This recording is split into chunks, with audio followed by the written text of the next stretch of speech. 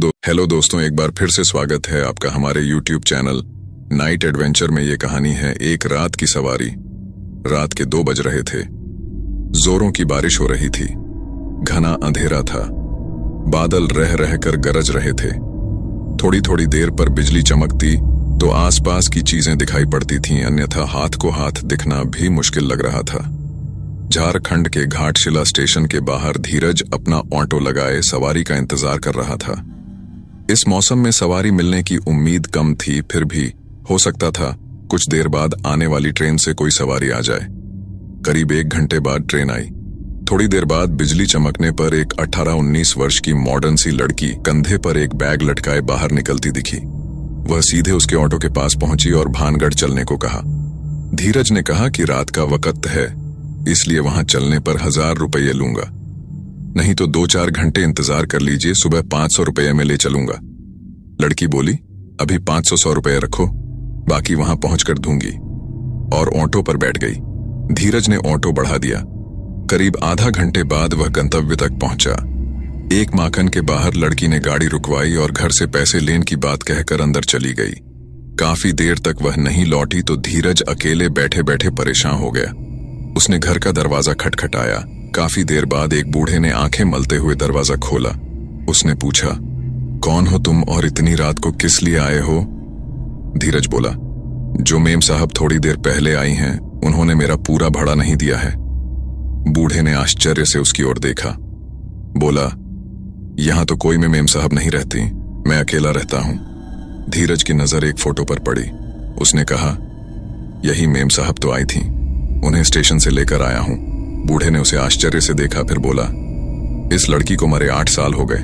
देखो फोटो पर माला डाला हुआ है, ये मेरी पोती थी, ये कैसे आ सकती है? धीरज के तो होश उड़ गए। वह चुपचाप अपने ऑटो के पास पहुंचा। उसने देखा कि सीट पर देखा कि 500 रुपए रखे थे। उसने नोट जेब में रखा और वहां से बेतहाशा भागा। उस दिन से उसने रात में ऑटो चलाना छोड़ दिया। दोस्तों, मेरा नाम पवन है। मैं बिहार का रहने वाला हूं और पेशे से ग्राफिक्स डिजाइनर हूं। मेरे साथ जो घटना हुई वो मैं आपके साथ शेयर करना चाहता हूं।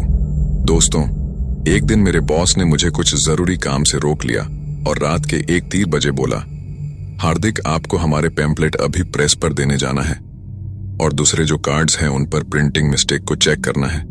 रात को 2 बजे में प्रेस जाने के लिए ऑफिस से निकला।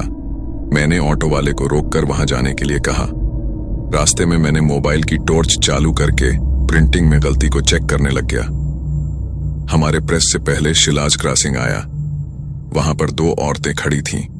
मैंने ध्यान नहीं दिया और अपने काम में लगा रहा। उन औरतों ने ऑटो वाले को क्रॉसिंग के पार छोड़ डहने के लिए बोला। ऑटो वाला मान गया और वो दोनों औरतें मेरे बाजू में बैठ गईं। जैसे ही क्रॉसिंग पास आया, उसमें से एक औरत वहीं उतर गई।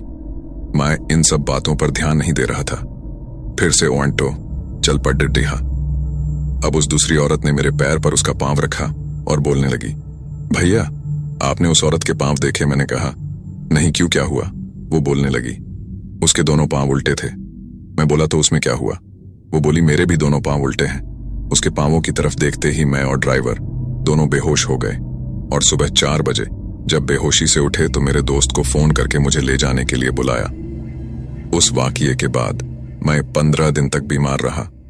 आज भी वो ऑटो में चुड़ैल की घटना को नहीं भूल पाया। तो दोस्तों, अगर आपको वीडियो पसंद आए तो वीडियो को लाइक और चैनल को सब्सक्राइब जरूर कर देना।